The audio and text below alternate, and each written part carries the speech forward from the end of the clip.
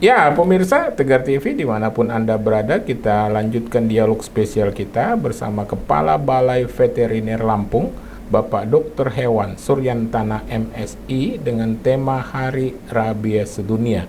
Karena kita tahu peringatan Hari Rabies Sedunia ini jatuh pada tanggal 28 September 2024 lalu. Banyak hal yang sudah disampaikan Pak Dr. Hewan Suryantana ini, baik di sesi 1 maupun sesi 2. Saat ini kita berada pada sesi ketiga. Ini itu tadi Pak Dr. Hewan Suryantana. Di sesi ketiga ini kita perlu juga disampaikan kepada pemirsa Tegar TV. Tapi itu tadi peringatan dari Pak Surya, bukan untuk menakut-nakuti, ya untuk mengantisipasi dan sebagainya. Ini ciri-ciri hewan yang sudah terinfeksi rabies dan manusianya juga, Bang. Silakan Pak. Baik, terima kasih Pak Umar. Bapak Ibu pemirsa yang saya hormati, untuk meningkatkan kepedulian kita, selayaknya kita paham juga ciri-ciri hewan yang terinfeksi. Yang paling mudah dilihat mata, ya, yang pertama itu adalah adanya perubahan perilaku, Pak, perubahan perilaku pada hewannya. Biasanya kan anjing kucing yang sudah dipelihara gitu ya, sudah akrab dengan pemiliknya itu kan nurut. Kalau orang Jawa bilang lulut gitu ya, bisa dielus-elus, bisa dimainin dengan tidak ada perlawanan dan ini ya. Tetapi ketika hewan atau HPR ini terjangkit rabies, perilakunya akan berubah. Dia akan agresif biasanya, galak, ya, akan agresif, kemudian terlihat gelisah dan depresi, seperti stres lah begitu. Ya. Gelisah, saya ngebayang gelisah itu gerak terus. Karena tadi itu kan sudah kita bicarakan juga bahwa dia yang diserang kan saraf ya Pak ya.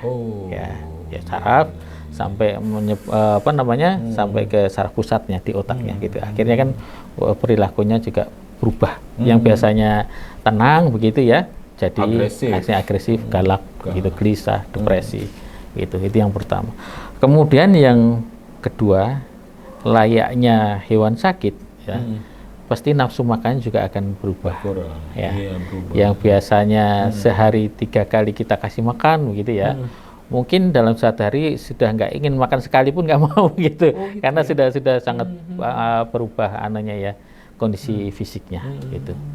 Kemudian yang ketiga, air liur atau saliva itu biasanya berlebih sampai mengucur dan berbusa. Baik anjing, kucing gitu ya. Semua. Kera gitu ya. Iya, betul ya. Karena efek dari serangan virus rabies ini salah satunya adalah di kelenjar liur.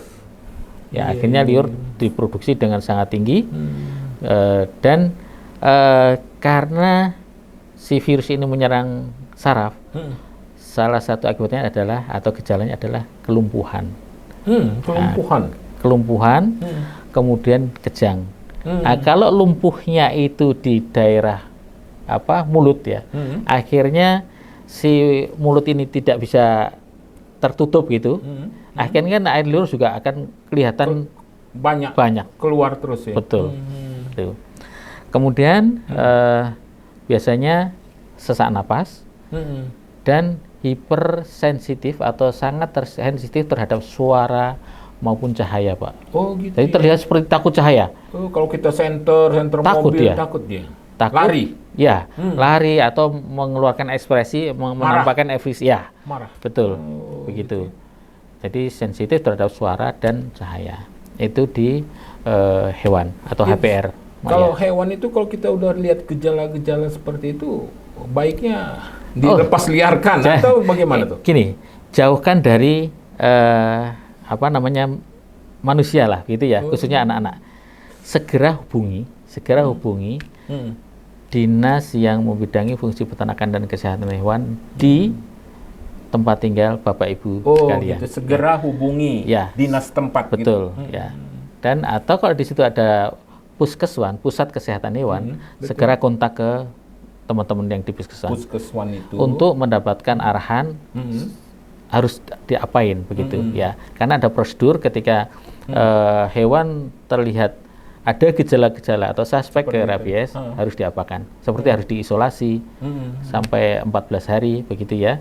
Tapi kalau menurut logika saya itu Ya. segera ditangkap aja hewan liar itu. Betul, ditangkap dan diisolasi. Diisolasi. Ya. Iya. Tetapi kalau masyarakat yang masyarakat umum yang belum punya keterampilan untuk menangani ini kan tambah berbahaya kan begitu. Iya, betul. Makanya Takutnya tadi digigit juga betul, masyarakat. makanya tadi saya sampaikan segera melapor atau berkomunikasi dengan dinas maupun puskesmas yang ada di situ ya untuk mendapatkan bantuan bagaimana tindak lanjut menghadapi penanganannya ya. Atau ke kami juga. Nanti di akhir saya sampaikan call center kami.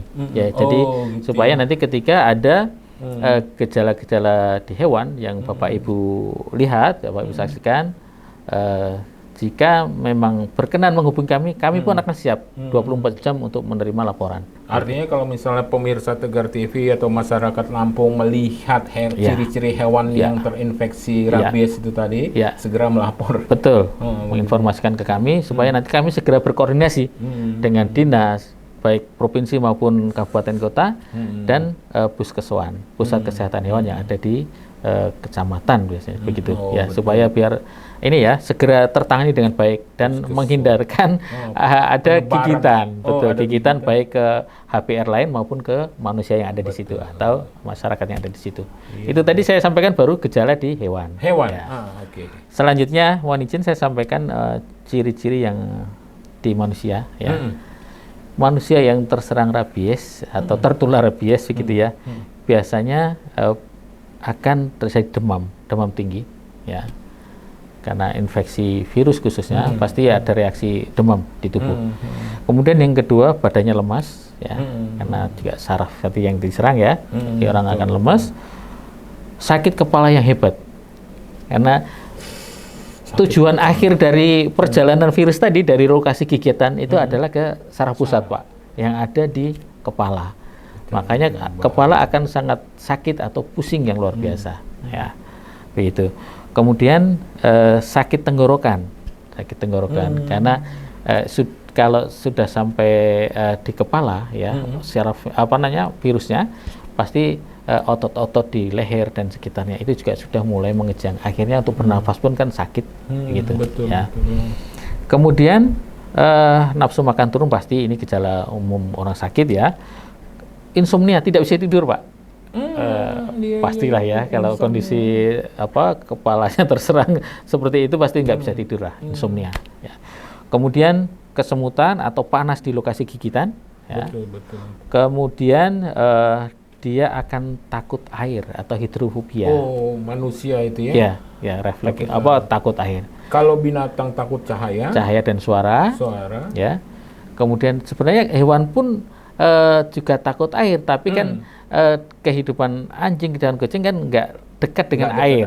Betul. Beda dengan manusia yang kita sehari mandi, kita makan, kita minum kan begitu ya. Betul, ini takut air ya, hidrofobia.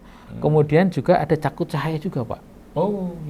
Makanya kalau dokter meriksa orang yang dicurigai rabies itu pasti akan disenter matanya Pak. Akan kalau memang benar akan memunculkan refleks penolakan atau takut pada cahaya itu ya. Kemudian seperti pada anjing tadi ya, yang diserangkan juga di kelenjar liurnya. Jadi liur akan keluar dengan jumlah yang banyak dan ada kekakuan rahang sehingga liur akan keluar terus. Kalau orang Jawa bilang ngeces gitu. Keluar. Begitu gejala di manusia Pak. Tapi kalau misal seperti kata Pak Suryantana di Lampung lah khususnya itu belum ada gejala kematian di 2024 ini. Di 2023 dan 2024 alhamdulillah tidak ada. Tidak ada kematian. Kegigitan di manusia ada tetapi tidak sampai terjadi kematian ya. Ini kan dipengaruhi juga oleh kesiapsiagaan dari dinas kesehatan yang harus melakukan apa ketika ada orang yang tergigit oleh HPR ini begitu ya. Kalau tadi kan di Bali ada 3 gitu ya. Di Nusa Tenggara Timur dan sebagainya. Betul ya. Menarik. Gitu. Ya mudah-mudahan di Lampung. Harapan kita bersama begitu Pak. Gitu ya. Ya, makanya untuk menghindarkan itu, ya, salah satunya kan kita adakan talkshow ini supaya kepedulian masyarakat bisa semakin tinggi dan yang kemarin nggak peduli bisa tergugah untuk peduli. Karena memang kalau terinfeksi fatal. Fatal sekali. Ya, Pak Suryantana, ini di sesi ketiga yang terakhir ini juga menarik, ini kegiatan yang dilakukan di Balai Veteriner terkait Hari Rabies Dunia. Silakan. Baik, Bapak Ibu sekalian yang saya hormati, untuk kegiatan dalam memperingati Hari Rabies Dunia ini di wilayah Lampung, di beberapa kabupaten kota sudah melaksanakan itu, ya. Jadi sebelum tanggal 28 nih atau gimana? Ada yang paling dekat itu kemarin hari Minggu, itu Dinas Pertanian Kota Bandar Lampung mengadakan pemeriksaan dan vaksinasi rabies gratis, ya, di daerah Taman UMKM. Kemudian nanti di hari Ahad, di hari Minggu, kami merencanakan ada kegiatan pemeriksaan dan vaksinasi rabies gratis juga. Itu kerjasama antara PDHI, Perhimpunan Dokter Hewan Indonesia Cabang Lampung, kemudian Dinas Peternakan dan Kesehatan Hewan Provinsi Lampung, Barantin, Badan Karantina Hewan, Tumbuhan dan dan Ikan, ya, Lampung, dan kami dari Balai Veteriner Lampung yang akan mengadakan kegiatan di Unila, Pak. Lokasinya di Unila. Di Unila, ya. Hari Minggu, ya. Jadi nanti monggo silahkan Bapak Ibu pemilik HPR, anjing, kucing, gitu ya, silahkan hadir di kegiatan itu untuk memvaksin hewan piaraannya, ya. Dan ini gratis ya. Jadi tidak dipungut biaya. Nah, ini upaya kita sama-sama untuk membebaskan Lampung ini dari rabies. Dan ini Pak, perlu kami informasikan juga bahwa di Pulau Sumatera ini punya kegiatan, ya, untuk membebaskan Pulau Sumatera dari rabies yang cita-citanya itu di tahun 2030 nanti. Ya. Jadi beberapa hal sudah kami lakukan bekerjasama dengan semua provinsi yang ada di Pulau Sumatera untuk melakukan kegiatan-kegiatan maupun program-program untuk mengatasi rabies di wilayah masing-masing, kayak gitu. Yang terkoordinir, kami ada namanya sekretariat bersama, gitu, untuk melakukan koordinasi pelaksanaan pemberantasan rabies di Pulau Sumatera, ya. Itu memang targetnya 2030 bebas rabies, ya, di Pulau Sumatera. Ya, harapannya begitu. Ini selaras juga dengan WHO kan juga punya mencanangkan, ya, bahwa tahun 2030 itu tidak ada kejadian kematian karena rabies di dunia, gitu.